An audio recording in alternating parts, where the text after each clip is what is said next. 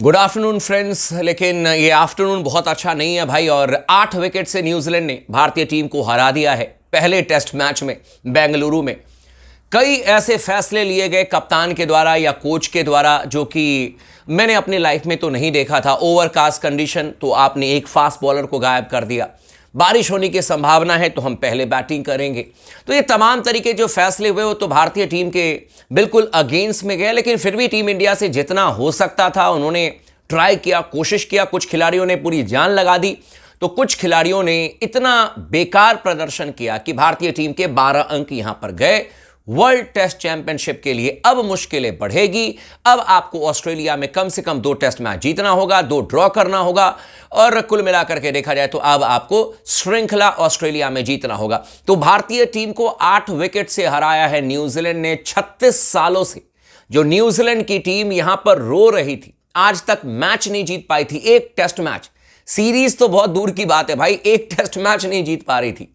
उस टीम ने भारतीय टीम को सीरीज के पहले ही मैच में कहा कि थैंक यू वेरी मच और अब यहां पर हिसाब होता है बराबर। यानी कि कुल मिलाकर के आप बेंगलुरु में टेस्ट मैच हार चुके हो। जो रणनीति भारतीय टीम ने बनाई थी कि 3 मैच न्यूजीलैंड से जीत जाएंगे, उसके बाद ऑस्ट्रेलिया में जाकर के हमें एक टेस्ट मैच जीतना था, 2 ड्रॉ करना था। लेकिन अब हालात ऐसे आ गए हैं भाई कि अब ऑस्ट्रेलिया में जाकर के आपको 2 तो ड्रॉ करने ही होंगे, लेकिन 2 टेस्ट मैच जीतना भी होगा। लेकिन क्यों भारतीय टीम हारी? कौन है सबसे बड़ा गुनहगार जिसकी वजह से टीम इंडिया इस मुकाबले में हारी है?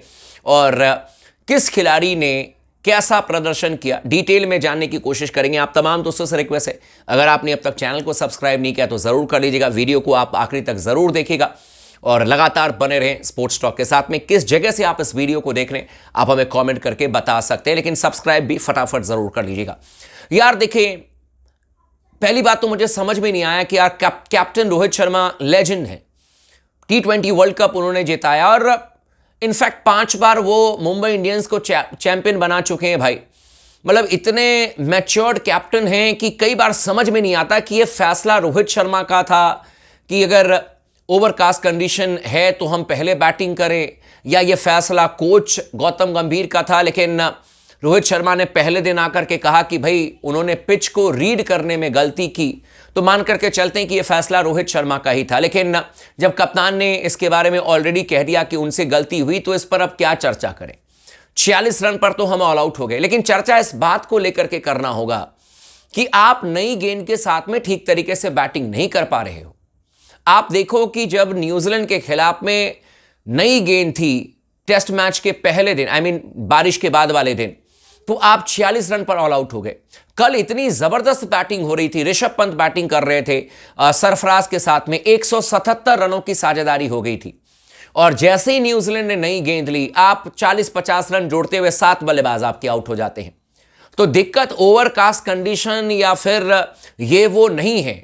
एब्सोल्युटली उस पर भी चर्चा की जाएगी कि भाई वहां पर बैटिंग करने का तो सवाल ही नहीं था ओवरकास्ट कंडीशन में। और आप 2 स्पिनर लेकर के जा सकते थे इस मैच में, आप एक एक्स्ट्रा फास्ट बॉलर को लेकर के आते तो ज्यादा बेहतर होता।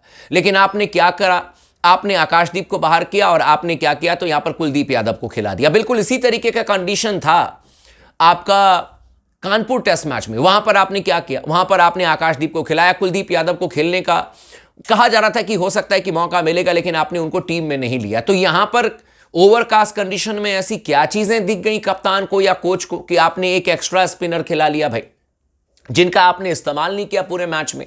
अश्विन आज आ रहे हैं 24वें 25वें ओवर में।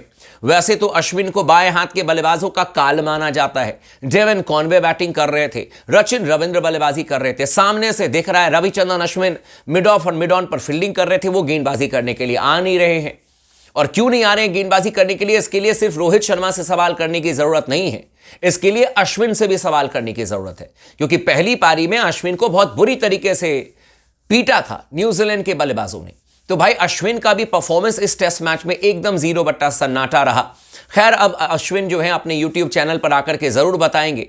हिंदी में भी अब यूट्यूब चैनल अश्विन ने खोला है, तो बताएंगे हिंदी में आकर के कि भाई क्या दिक्कतें रही, किस तरीके से मैच में सारी चीजें हुई हैं। लेकिन ओवरऑल अगर आप देखो तो 36 साल से न्यूजीलैंड की टीम कभी भी भारत में नहीं जीती थी, और वो इसलिए इस बार जीत करके गई है क्योंकि कंडीशन बिल्कुल ऑकलैंड का मिल गया, हैमिल्टन का मिल गया। ऐसे लगता है वेलिंगटन में टेस्ट मैच खेला जा रहा है बेंगलुरु की जगह पर, बारिश होने की पूरी संभावना, ओवरकास्ट कंडीशन है। हमारे बल्लेबाज जो कि नई गेंद को देख करके धूप में भी डर जाते हैं, तो यहां पर जब गेंद स्विंग करेगी, सीम करेगी, तो इनको डर लगेगा ही लगेगा। भाई 46 रन पर जब आप टेस्ट मैच में ऑल आउट हो जाते हो तो यहां से रिकवरी करना बहुत मुश्किल है। फिर भी मैं दाद दूंगा, कुछ खिलाड़ियों ने बड़ी मेहनत की, जैसे कि आपके सरफराज खान ने अंडर प्रेशर, एक युवा बल्लेबाज, इसने जान लगा दी। 150 रनों की पारी सरफराज खेल करके गए हैं, जितना हो सकता था उन्होंने किया। ऋषभ पंत, भाई एक पैर काम नहीं कर रहा, उसके बावजूद भी 99 रन ठोक दिए। और मैंने पहले भी कहा कि उनका शतक हो या ना हो, लेकिन मेरे लिए ये 99 रन उनके 5 शतक के बराबर हैं। जान लगा दिया ऋषभ पंत ने, 177 रनों की साझेदारी की। लेकिन फिर हमारे पास में केएल राहुल जैसे भी बल्लेबाज हैं, जिनको कि इस मैच में चलना चाहिए था। मैं आपको दावे के साथ कह रहा हूं, 106 रनों की बढ़त, अगर हमारे पास में 180 185 रनों की बढ़त होती तो इस टेस्ट मैच का नतीजा कुछ और होता। न्यूजीलैंड के बल्लेबाज इस समय अलग तरीके से खेल रहे होते, क्योंकि टेस्ट मैच के आखिरी दिन रन बनाना भारतीय स्पिनर्स के सामने में या तेज गेंदबाजों के सामने में एक अलग माहौल होता है। आपने देखा होगा इस टेस्ट मैच के जब आखिरी दिन शुरुआत में जसप्रीत बुमराह गेंदबाजी कर रहे थे, सिराज गेंदबाजी कर रहे थे, न्यूजीलैंड के बल्लेबाजों के पैर कांप रहे थे। शुरुआत अच्छी हुई, टॉम लैथम को हमने जल्दी आउट कर दिया, डेविन कॉनवे भी एक तरीके से जल्दी आउट होकर के गए।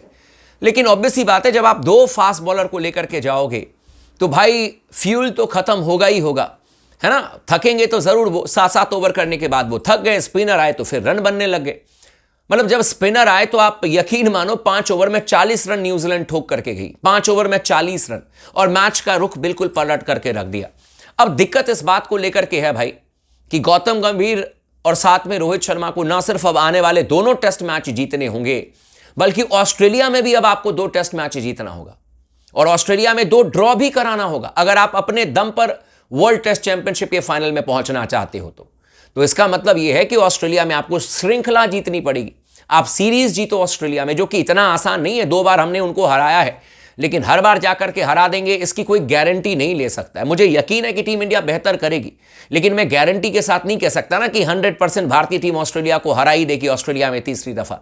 उनकी भी टीम तगड़ी है, 2 बार उनको भी झटका लगा है, वो भी संभल करके भारतीय टीम के सामने में खेलेंगे।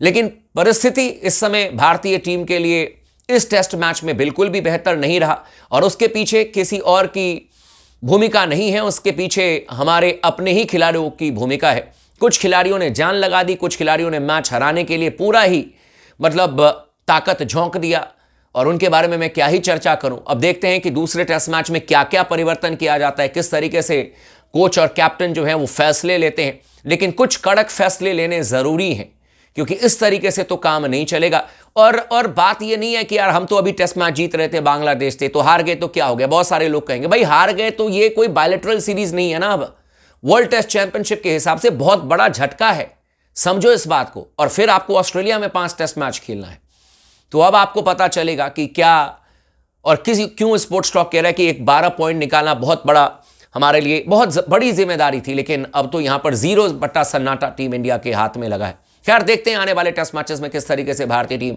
परफॉर्मेंस करती है। आप तमाम दोस्तों से रिक्वेस्ट है, चैनल को सब्सक्राइब नहीं किया तो जरूर कर लीजिएगा, वीडियो को भी जरूर लाइक कर लीजिएगा।